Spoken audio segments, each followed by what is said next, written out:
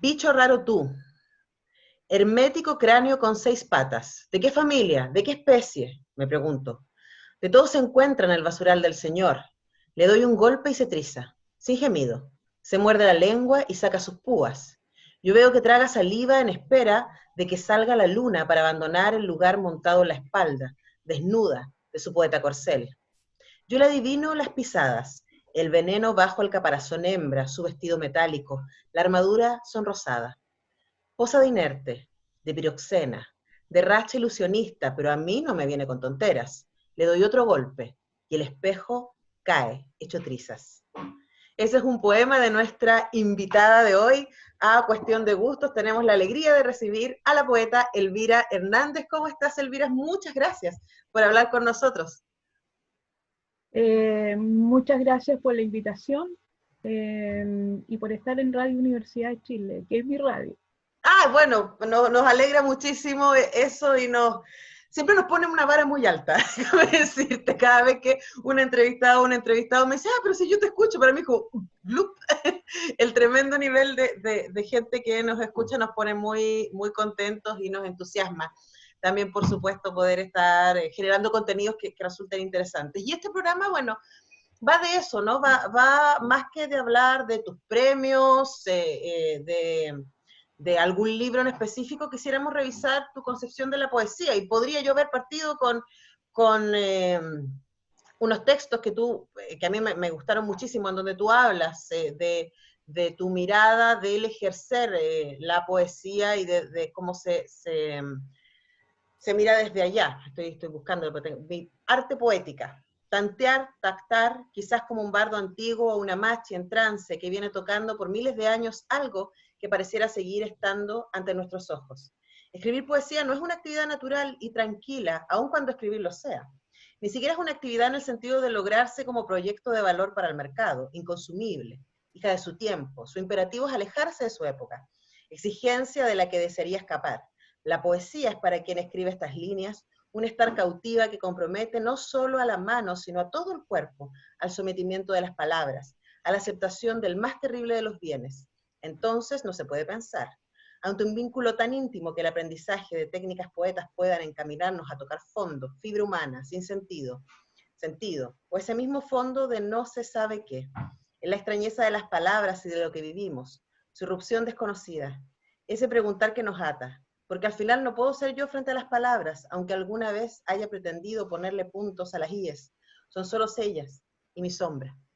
Y así sigue, esta arte poética que tú escribiste hace varios años ya. ¿Qué, Sí. qué te remite ahora escuchar eso?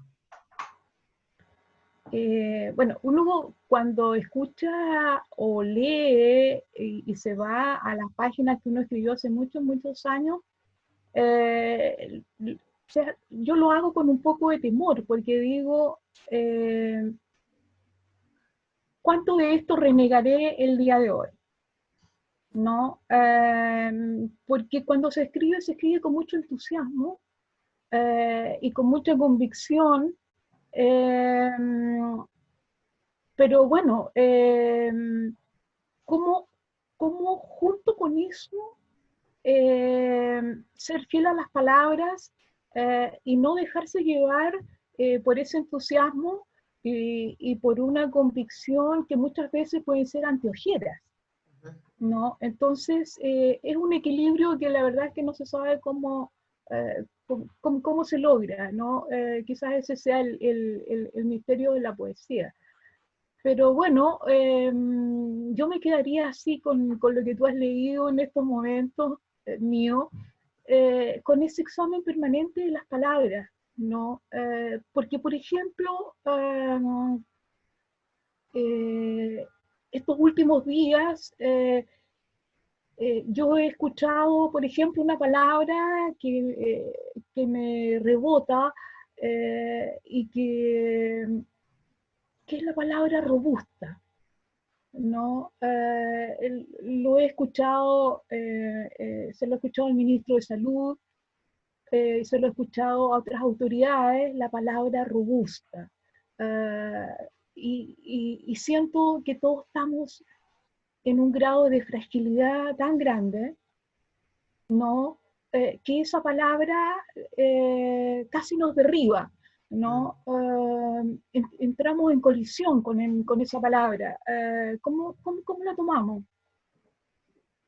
¿No? Yo por el momento estoy con una pinza para ver cómo la voy a agarrar. Sí, ahora me interesa muchísimo tu opinión respecto a este momento, a propósito de eso, y a lo que las palabras tienen para mostrarnos en este momento, porque lo pongo como una hipótesis. Desde el 18 de octubre hasta ahora, pasando por la pandemia, la reclusión y todo eso, para mí esta vulnerabilidad de la que tú hablas tiene que ver con la visibilización de nuestra incapacidad de control, que es una fantasía nomás que tenemos, ¿no? Y aquí la poesía tiene un montón de cosas para enseñarnos, para decirnos respecto a la vulnerabilidad y a la falta de control. ¿Cómo lo sientes tú? Sí, claro, bueno, yo creo que esa es parte de la tradición que nosotros tenemos que rescatar, o sea, la poesía chilena es un paisaje en el que nosotros nos podemos eh, sumergir, ¿no? Y que nos entrega un perfil muy interesante de nuestra idiosincrasia. Que la poesía si bien es cierto que parte de un autor, es un diálogo con la comunidad, ¿no? Entonces, siempre los lectores creo yo que van a tener la última palabra, ¿no? Uno escribe en un momento, pero quienes van a seguir hablando son los, eh, son los lectores. Entonces, es esa relación lo interesante, ¿no? En ese aspecto, hoy día yo creo que la poesía está en alerta, como lo ha estado siempre, ¿no? Y haciéndose eco de las palabras, porque escribimos con las palabras que se usan a diario, ¿no? Cualquiera que sea el rango que queramos darle en nuestros escritos, ¿no? Pero todo aquello que escuchamos, todo aquello que se dice, es el tejido verbal del cual no nos podemos apartar, ¿no? Y sin duda esas palabras traen una emocionalidad, traen una óptica de cómo estamos recibiendo la época en que estamos parados, ¿no? En que día a día quizás tenemos que decirnos algo, porque día a día estamos hablando. Claro, pero la manera en que recibimos esas palabras que nos llegan también va a ser distinto desde el lugar donde estemos parados. Estoy pensando del lugar emocional también. Creo que probablemente este es un buen tiempo para la poesía, ya que estamos tan desnudos frente a la realidad. Sí, sí. Y bueno, el encierro, este ha sido un encierro que no es voluntario. Yo me encierro voluntariamente, pero este es un encierro que no es voluntario. Ha sido una paralización que hemos tenido que combatirla, porque si bien es cierto que tenemos que cuidarnos, por otro lado tenemos que estar muy activos y no podemos dejar que todo transcurra como si no nos concerniera, ¿no? Claro. Y ahí requeremos volver a la palabra, probablemente. Vamos a volver a la palabra y seguir conversando con Elvira Hernández, nuestra invitada para esta cuestión de gustos. Vamos a ir a una pausa musical, ella pidió Piazzolla, así que esto es lo que escuchamos ahora. Yo también he hecho de poeta. Con agilidad he trepado la maraña de cuerdas. He caminado por el vacío como si no tuviera pies. He pasado largamente suspendida, como si dependiera de tus ojos. En 2 lágrimas se ha sostenido la complejidad de mi equilibrio. Parada sobre mi cabeza, fustigué a todas las bestias negras en el redondel. Tragué saliva vaga, un poco de fuego y polvo raro. Quebré fidelidades, surcí fracasos, envenené amores. Hice ilusionismo y entre mis piernas metí a la gran serpiente. Cortaron mi cuerpo en pequeños pedazos que cayeron al agua. Reí con sorna alegría frente a mi cara de trapecista lúgubre. Pero solo pude hacer este gran arte en funciones nocturnas. Estamos leyendo a Elvira Hernández, nuestra invitada, destacadísima poeta chilena, candidata al Premio Nacional de Literatura este año. También ha recibido el Premio Nacional de Poesía Jorge Teillier, el destacado Premio Iberoamericano de Poesía Pablo Neruda, por su trayectoria. Yo me salté todo el currículum porque me pareció importante partir hablando del presente y de la poesía. Pero hablemos un poco quizás de eso, ¿no? Tú has hecho un largo recorrido escribiendo, pero también formando poetas, y me parece, y escritores y escritoras, y me parece interesante hablar de eso, porque, Elvira, yo me pregunto, ¿cómo se encuentra una voz? ¿Cómo uno encuentra una voz para escribir? Mira, eso de formar poetas yo creo que no es real, ¿no? O sea, yo he estado, sí, yo creo que los poetas se forman solos, ¿no? Que la escritura es algo que también es muy solitaria y, y que todo parte en la lectura. A mí eso me gusta poder compartir las lecturas, ¿no? Y yo creo que esa es parte de una formación, ¿no? En la cual hay lecturas que uno lee, todos leemos lo mismo, pero hay otro y ya en la época en que nos conectamos mayormente, el mundo de las bibliotecas se amplió y hoy día prácticamente nadie lee lo que lee el otro. Entonces hay una comunicación de decir, mira, aquí hay un autor que me interesa. Pero los poetas en la escritura entran solos, ¿no? Yo creo que la conversación, y que es algo que durante la época de mi formación nos faltó, porque la dictadura no nos permitió conversar, fue una de las cosas que nos quitó, ¿no? La conversación era una cosa prohibida porque justamente podíamos complotar. Y claro, el intercambio de ideas era algo prohibido, y sabemos que la humanidad avanza cuando se encuentra. Exactamente, exactamente. Claro, no cuando queda cada uno encerrado. Uno escribe encerrada, pero escribe teniendo presente a todos los demás, porque la verdad es que uno escribe en eso que nos junta, no en esa cosa tan personal que uno no tiene para qué decirlo, digamos, ¿no? Pero todo aquello... Sí, perdón, te interrumpí. No, está bien, Antonella. No, es que me quedé pensando en eso que decías, que uno escribe solo, pero en conciencia de los otros, y una cosa que como tú señalas, y tú también lo has escrito, ¿no? De que hizo muy bien la dictadura fue romper las redes sociales.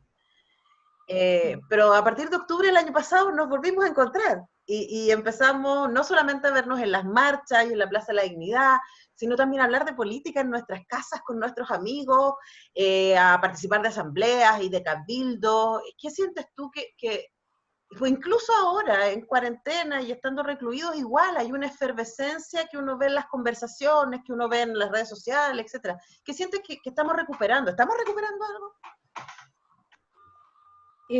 Sí, claro, yo creo que las mujeres sobre todo, porque sí, después de la dictadura se entró en una zona gris, ¿no? En que nos preguntábamos, bueno, ¿qué podría ocurrir para que para que pudiera haber un cambio, ¿no? Porque estábamos un tanto aplastados, ¿no?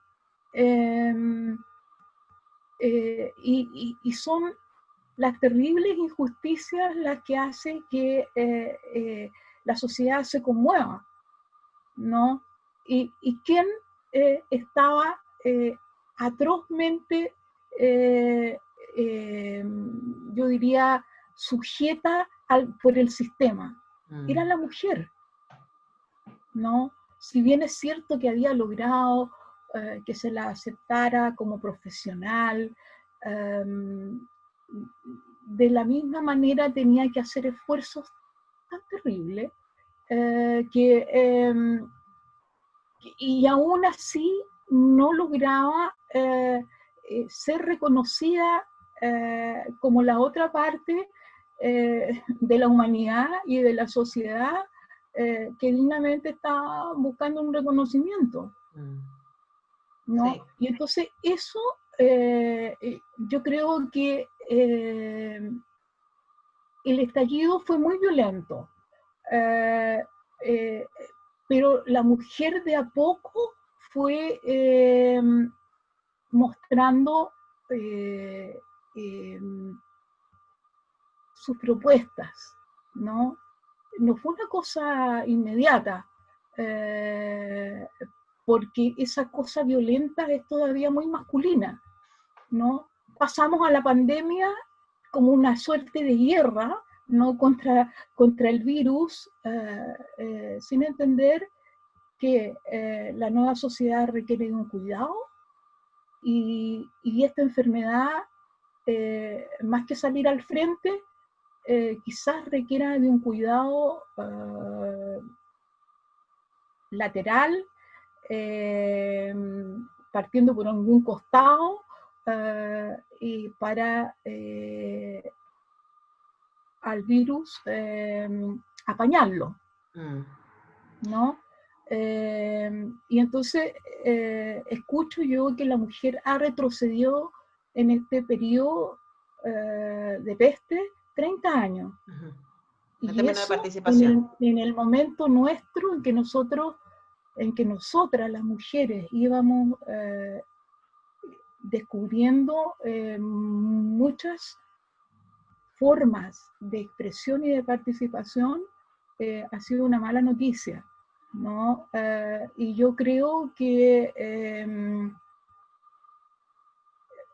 quizás el propósito sea revertir ese anuncio, ¿no? De que hemos retrocedido, de sentir que no podemos retroceder, ¿no? Porque yo creo que la nueva mirada para poder salir de esto tiene que ser una mirada hoy día que venga desde la mujer. Porque claro, este retroceso al que tú refieres, Elvira, tiene que ver con que los trabajos que tienen las mujeres son los más precarios y por lo tanto son las primeras víctimas socioeconómicas de la recesión y por lo tanto la participación de mujeres bajó a los índices que había hace 30 años atrás, pero a mí me da la impresión a partir de esto mismo que tú dices, de que la mentalidad de las mujeres hoy día es distinta. Sí.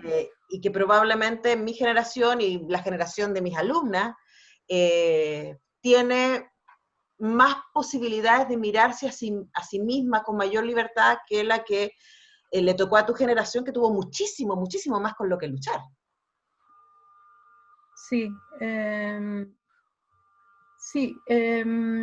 Curiosamente, en periodo de la dictadura se armaron dos movimientos que fueron muy importantes, porque la sociedad un poco estuvo, en el momento en que se rompe el Estado de Derecho y se busca reprimir a la sociedad, las mujeres se organizan. No se organizan porque la sociedad misma, que tenía un comportamiento que era muy masculino, de relegar a la mujer a pequeños departamentos en los partidos, en todas partes había como algo pequeñito que era mujer. Las mujeres salen para reclamar a su familia que está detenida y comienza una participación social y política de la mujer, ¿no? Y también ocurre lo mismo con los mapuches, ¿no? También curiosamente, tanto las mujeres, hay un movimiento de escritura femenina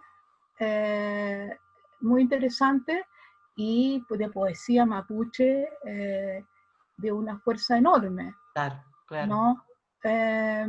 Y que se gesta en ese periodo, ¿no? Sí. Un periodo que, tal como tú dices, tuvimos que remontar muchos obstáculos, ¿no?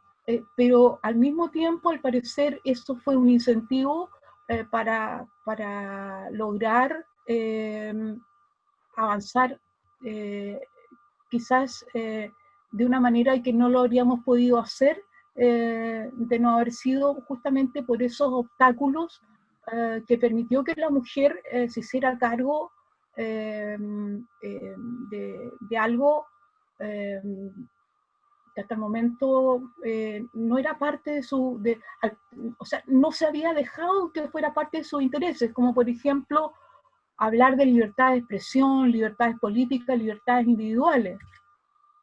Sí. Y van a ser las mujeres, estoy pensando particularmente en Mujeres por la Vida, ¿cierto? Que van a ser las primeras que se van a organizar de manera transversal al interior del pensamiento político contra la dictadura para ir y decir, hasta acá llegamos. Bueno, voy a volver sobre eso, porque a mí el tema de cómo saca la voz una mujer me parece que es central discutirlo en este momento a partir de todo lo que está pasando. Pero vamos a ir a escuchar a Piazzolla. Estamos conversando con Elvira Hernández en esta Cuestión de Gustos. Estamos conversando con la poeta Elvira Hernández, destacada, premiada, con una larguísima y muy importante carrera.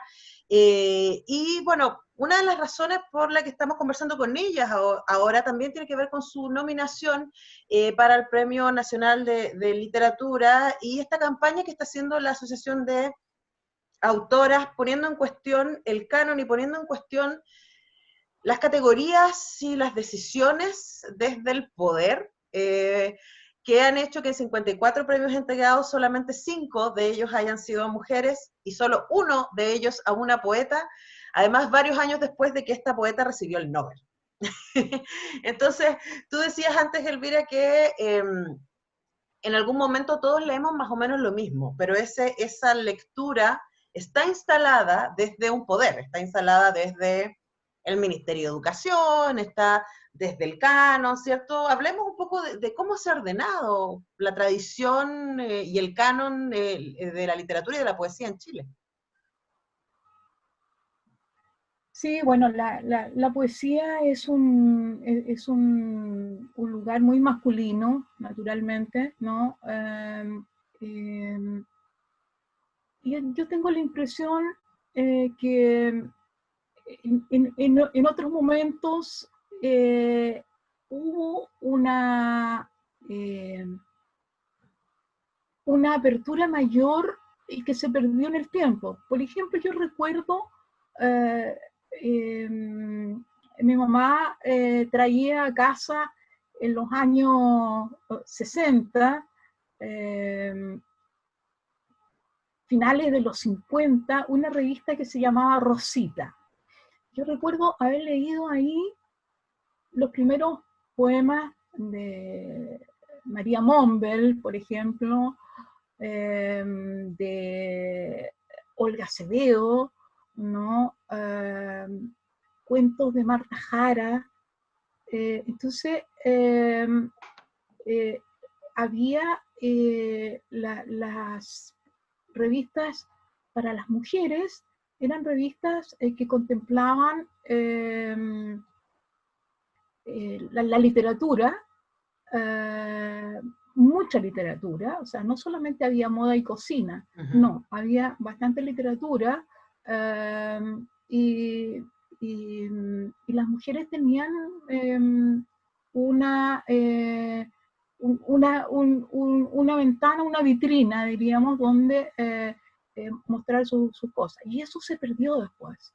¿no? No tengo claro por qué, digamos, ¿no? Pero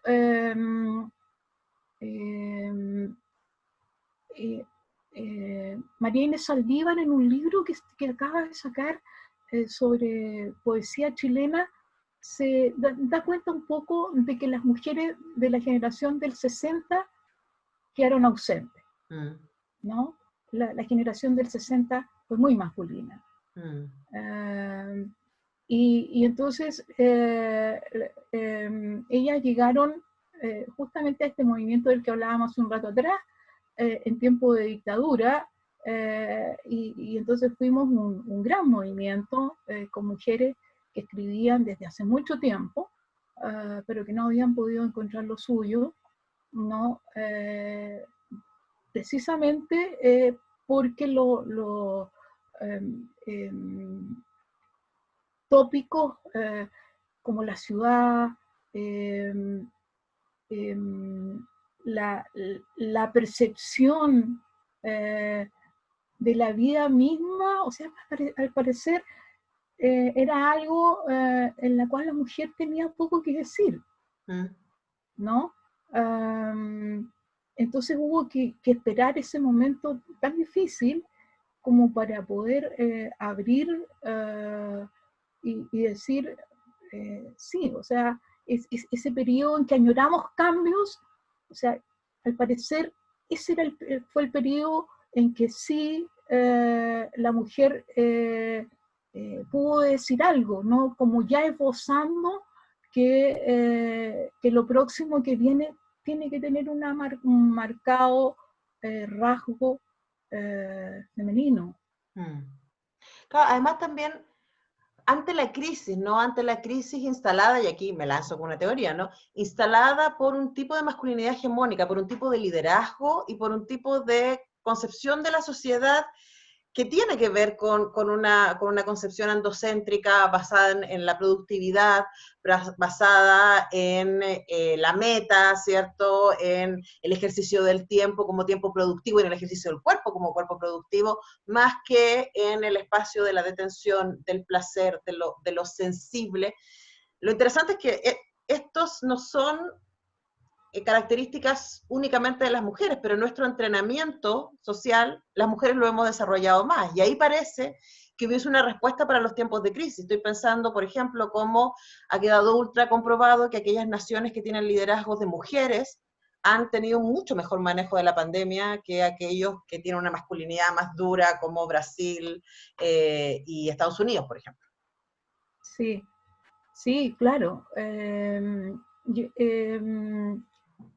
Bueno, yo creo que ahí, digamos, se pone sobre el tapete para que entremos a ver de que pensar la manera en que hemos estado viviendo, que el pensamiento, el ejercicio de pensar, no es una cosa que solamente dentro de la especie humana le corresponde al ser masculino, ¿no? O sea, en este momento ese es un espacio que sin duda tiene que ser cubierto, ¿no? Por lo que muchas mujeres deben estar trabajando silenciosamente, ¿no? La poesía ha avanzado en lo que le corresponde, ¿no? Un cierto pensamiento. Yo creo que la poesía es pensante, ¿no? Es pensante. Pero hay muchas mujeres que están desde lo suyo esperando, sin duda, que esto se articule más, Sí. ¿no? Sí. Aunque a mí me pasa, no siendo lectora de poesía, sino me pasa, y además estoy como en un momento de entusiasmo porque pasado mis 40 he empezado a leer poesía de manera más sistemática y he aprendido un par de cosas que me parecen interesantes y que también se traslada a lo que he aprendido antes de las mujeres haciendo cine o de las mujeres haciendo arte. y es que hay dos características que se repiten en general en las mujeres creadoras. Y una es el humor, que también hay mucho en tu poesía, un humor negro, ¿cierto? Una ironía, pero ahí está. Y otra es la capacidad de repensar los formatos, de jugar con los formatos. Es como, ya que el canon es tan estricto respecto a lo que se debe y no se debe hacer, las mujeres dicen, bueno, si no me van a dejar jugar con eso, voy a inventarme otras maneras de jugar. Esta es mi impresión. ¿Cuál es tu impresión respecto a estas dos características? No, sí, o sea, la mujer poeta no es un epígono de la poesía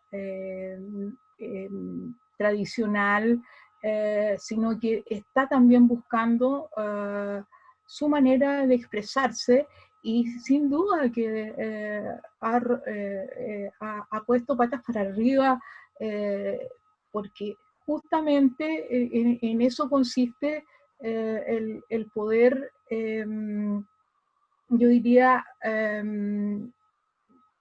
darle a la palabra la posibilidad de expresar algo que hasta el momento no ha dicho, ¿no? Entonces, tiene que hacer mucha fuerza en eso. Claro que sí, sacarla del centro, descentrarla. Y bueno, vamos a seguir conversando sobre el descentre de la poesía, que me parece un tremendo tema, pero vamos a ir a seguir escuchando música.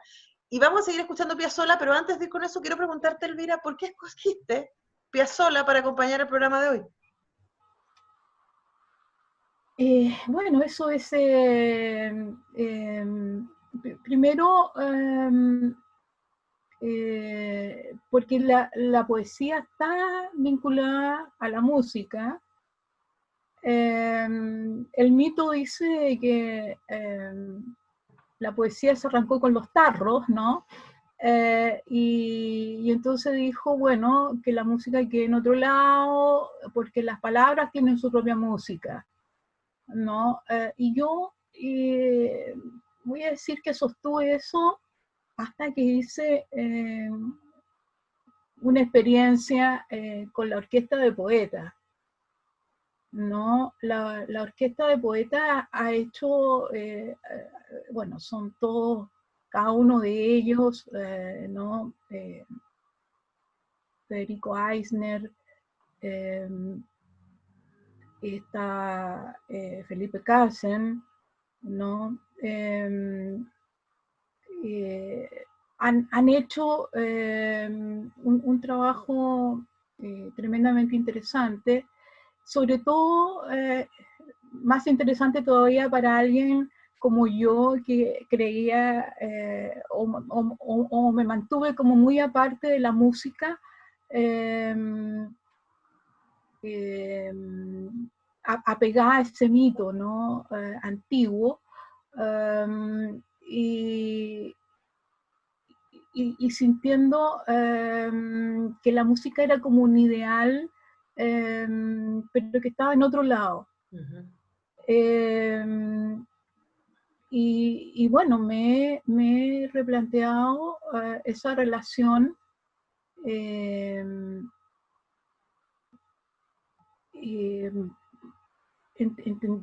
pasando por Violeta Parra, pasando por todo eso, ese gran nexo que hay entre la música chilena, ¿no? Y la poesía nuestra, pero que en el desarrollo de nuestra historia poética, la poesía culta, entre comillas, digamos, ¿no? Aparte de la poesía popular, esa clasificación tan rara, dejó la poesía que se consideró oculta, siguió una zona visual, ¿no? Hacia la visualidad. Y la poesía popular quedó muy vinculada a la música, y fueron como dos mundos que no son dos mundos, uno solo, ¿no? La orquesta de poetas y la mayoría de los poetas más jóvenes de las generaciones, de las nuevas generaciones de los poetas hoy día, han logrado restablecer ese vínculo que en algún momento, muy tontamente, se cindió, digamos, ¿no? Sí. Y entonces, bueno, yo elegí Piazzolla porque quise que la música sin palabras pudiera establecer un nexo en nuestra conversación, y entendiendo, digamos, que claro, hay una relación profundísima de la cual yo recién estoy adentrándome como te digo, en esa zona después de esa experiencia muy rica que hice con este grupo, ¿no? De poetas, de la orquesta de poetas. Sí, bueno, ¿y quién podía cuestionarle a Piazzolla su capacidad poética? Así que vamos a seguir escuchándole. Hacemos cuestión de gustos con Elvira Hernández. Villa Brasilia. Son muchos los años de la defunción de este paraíso de pájaros. Volaron junto a ellos los 1001 árboles distintos que le daban vida. Le sucede en el tiempo, un bosque habitacional sin gorjeos, una trápala fónica, mecánica, un frontis vehicular, baldosas removidas por raíces ocultas, sobrevuelo de aves en desbandada, un árbol solitario que perdió su nombre. Ese es el poema que abre Pájaros desde mi ventana, que tengo acá de Elvira Hernández, nuestra invitada en esta bellísima edición de nuestros amigos de Alquimia Editores. Quiero volver a algo que hablábamos antes, Elvira, sobre el tener la voz y el descentrar de la poesía. Porque a diferencia de la narrativa, la poesía viene desde la poesía chilena en su fuerza, de una manera muy potente, viene desde la provincia. Tú naciste en Lebu y tenemos tantos poetas increíbles. Hace poquito hablamos con Rosabeth Muñoz de Chiloé, y a mí me encanta Atelier de Lautaro, ¿cierto? Bueno, y Nestalí Reyes, que también viene del sur, y por supuesto Lucila Godoy viene del norte. ¿Qué sientes tú que tiene la poesía que permite salir de la capital, a diferencia de la narrativa, que está tan ultra instalada en la metrópoli?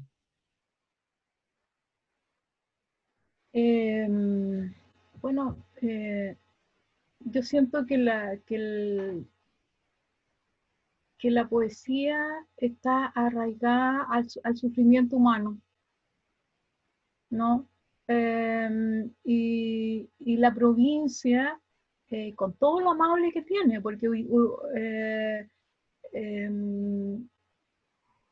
era un lugar prácticamente de confinamiento, ¿no? En provincia, en los años 60, tú solamente escuchabas que tenías que emigrar, porque sencillamente en esos lugares, que te digo, eran muy amables, porque eran lugares que el centro, la capital, sepultaba, ¿no? Y había ese encuentro familiar provinciano, pero que en las conversaciones traslucía mucho sufrimiento, ¿no? Y Leo mismo, que mi familia abandonó cuando yo tenía 5 años, 5 años, era un lugar pobrísimo, ¿no? Y además muy apartado. Era claro, fueron los años en que todavía funcionaban las minas, y había mucho alcoholismo, con unas lluvias torrenciales, ¿no? Con caminos cortados, eh, eh, y que era eh, un lugar donde tú veías ese, ese, ese gran sufrimiento, ¿no? Y eso ese, eh, era algo que compartían las provincias, Mm. ¿no? No, y creo que hasta el día de hoy pareciera que lo que ocurre en provincia no importa, ¿no? Hoy día pareciera que lo que ocurre en la Araucanía, que es muy grave, no está ocurriendo. Ujú. Sí, hay una negación, además porque el discurso está tan centrado, y volvemos a eso, ¿no? De que muchísimos chilenos y chilenas conciben su realidad a través de la pantalla de la televisión, y la editorial de la pantalla de televisión está muy centrada. Yo siempre me indigno mucho cuando veo notas de 10 minutos o de 8 minutos sobre Las Condes o Providencia, y uno dice, pero ¿por qué el vecino de Villa O'Higgins tiene que estar escuchando que acá hay paraderos nuevos? O sea, es como, ¿a quién le importa? Sí, sí.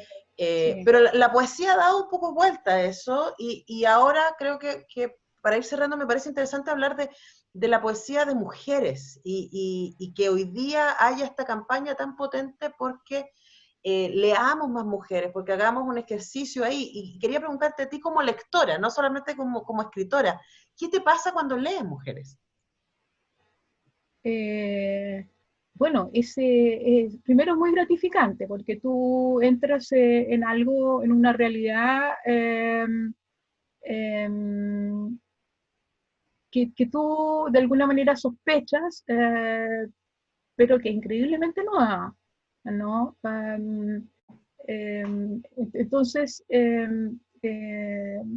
muy gratificante que eso pueda verbalizarse, ¿no?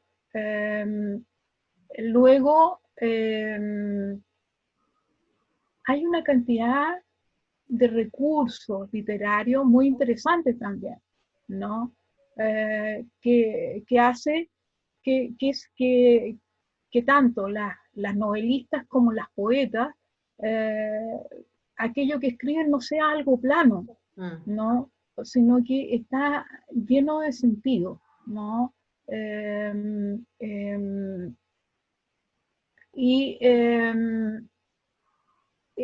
son además libros que están haciéndose preguntas eh, que son preguntas actuales, ¿no? O sea, no, no es lo que se escribe, no es algo en el cual sea una suerte de letra inerte, ¿no? Sino que todo eso está vivo y está dentro de las preguntas que uno se está haciendo eh, eh, a diario, Ujú. Hay ¿no? una contingencia. Entonces, sí, y hay eh, escrituras de muy diverso tipo, ¿no? Desde donde las, em, las apuestas estéticas tienen un alto grado de incidencia, como por otro lado está eh, ciertos eh, diría, preocupaciones testimoniales, ¿no? Que te dejan helada, ¿no? Desde el momento en que recogen historias de mujeres donde la realidad mujer es bien estremecedora, ¿no? Y tienen solamente ese carácter, contar, ¿no? Una historia de vida. Ujú. Sí. sí pasa eso, el arte como espejo y ventana. Pasa especialmente, ¿no? Que a uno se encuentra, a mí me pasa, yo me encuentro leyendo mujeres y al mismo tiempo me abre la experiencia a lugares desconocidos, pero que me suenan familiares. Sí, sí. Bueno, ha sido un tremendo placer conversar contigo, Elvira. Muchísimas gracias por darte este tiempo para hablar con cuestión de gustos. Felicitaciones por todo tu trabajo y muchas gracias por tu generosidad. Muchas gracias por la invitación y un saludo para los auditores de la radio. Que estés muy bien, chao. Adiós.